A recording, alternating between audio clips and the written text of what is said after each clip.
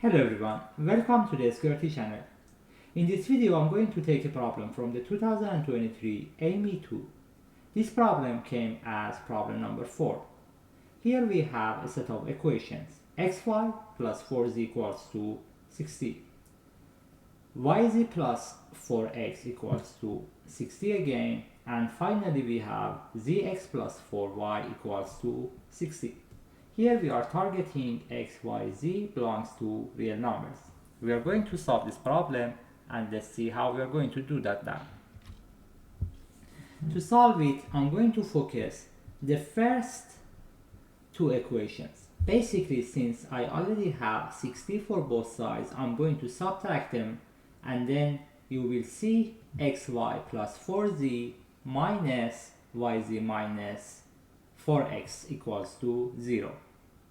I'm going to do some simplifications here. I have this 4z and 4x and I have this xy and yz.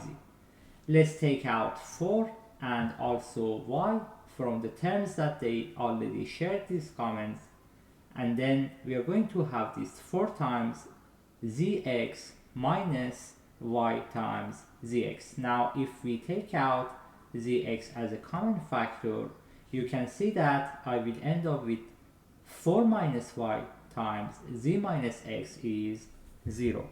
Obviously I'm going to have two cases here.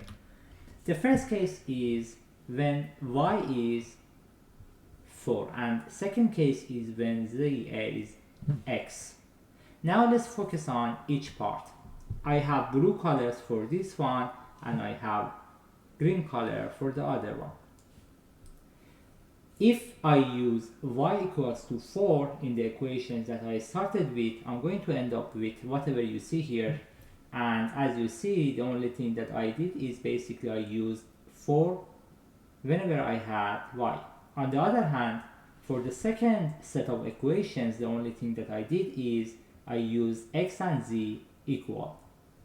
Now I'm going to try to solve each set of equations separately, but remember, the conditions that I have for each one is separate.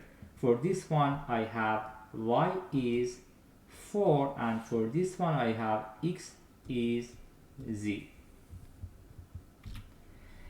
Let's focus on the case that y is 4. In that case, if I simplify everything, because I have 4, 4 and 60, I can divide everything by 4 and I'm going to end up with z plus x is 15. On the other hand, if I use 60 minus 16, I'm going to end up with 44, which is something that I have here.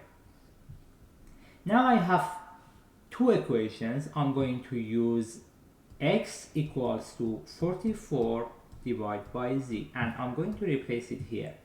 So I will have z plus 44 over z equals 15, and then this is a quadratic equation that can be simplified as z squared minus 15z plus 44 equals to 0.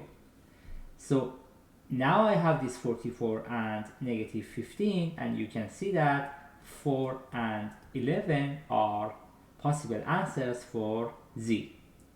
Since xz is 44, if I target 4 for z, is going to be 11 for x and vice versa. So these are the cases that I can have. Now let's move to the second set of equations. Remember, in that case I had x and z equal.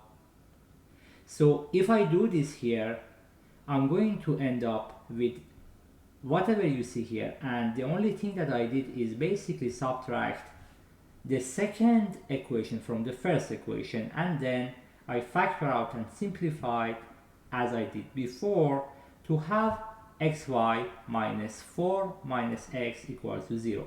And obviously here I can have two cases. One of them is x equals to y and the other one is x equals to 4.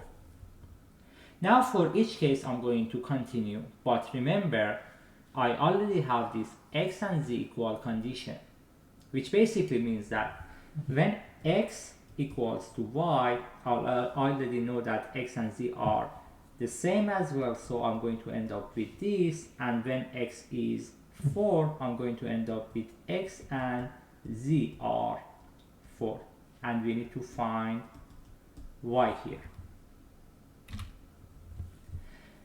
So let's target the first one, which basically means that I'm going to target the case that x, y, and z are the same. What you are seeing here is the outcome of that. What I did is I targeted this one. I have x and y equal, so it's going to be x squared plus 4x minus 6c equals to 0. And then you can just simplify this quadratic equation to end up with 6 and negative 10 as answers. Now, if x is 6, then x, y, and z are equal, so I'm going to have 6, 6, 6 for x, y, and z, and the other case is when I have negative 10, which basically means that I have negative 10 for everything. Finally, for the case that x is 4 and x and z are equal, I'm going to use the same approach, but this time, instead of having what you saw, we are going to have this one. I used 4 for x here, so I have 4y plus 4 times 4 equals to 60. And then 60 minus 16 divided by 4, you're going to end up with 11 for y. Y is 11, x is 4, z is x. So we will end up with whatever you see here. So in total, we tried different conditions and we end up with different values for x, y, and z, and this way we solve the problem. Thanks for watching the video. If you would like to see more puzzles, math involved activities, and possibly problems from different math competitions, please subscribe to this channel. By subscribing to this channel, you are going to support me to make other videos. I hope to see you in the next video.